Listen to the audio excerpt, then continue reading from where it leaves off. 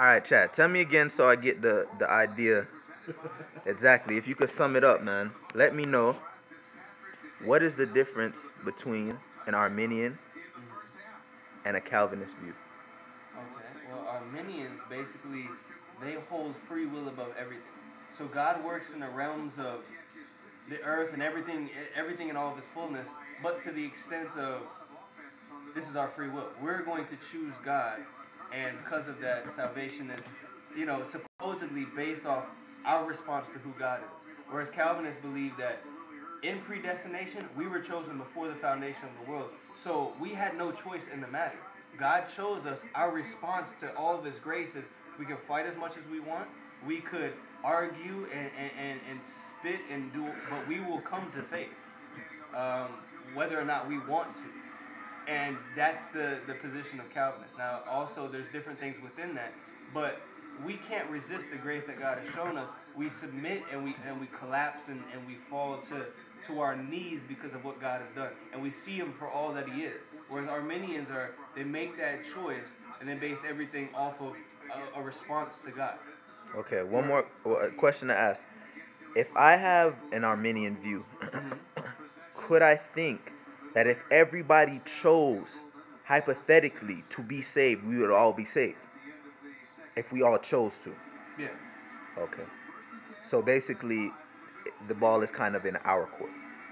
You could say that. And honestly, in terms of a lot of schools of theology, the farther or the more Armenian you can get, there's a tendency to go left with a lot of your thinking, more liberal. Because it puts a lot of maybe because it puts a lot of power in you. Yeah. And so what happens is you'll have a lot of people and I've known this and I've been in these circles where you ask people how they got saved, and they'll say, because I accepted Jesus into my heart.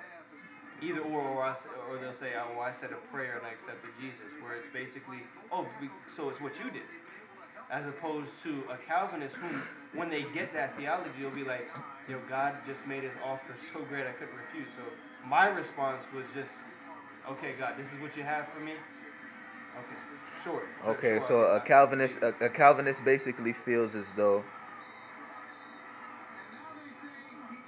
after being presented with salvation Mm-hmm. or God calling me, and basically we talk about it getting hit with an 18 wheeler. After being presented with truth, I kind of had no choice. There was nothing else left for me to Yeah. do for this, and this is the appointed time that God would have this happen, and it could be no other way.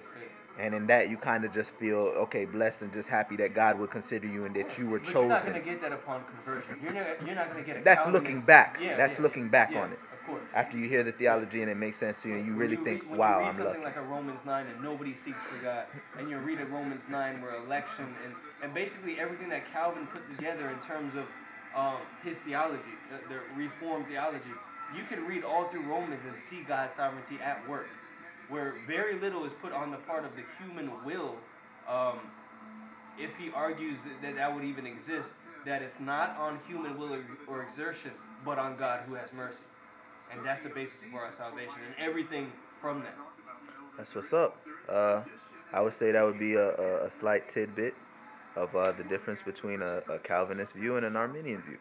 Thank you, Pastor Chad.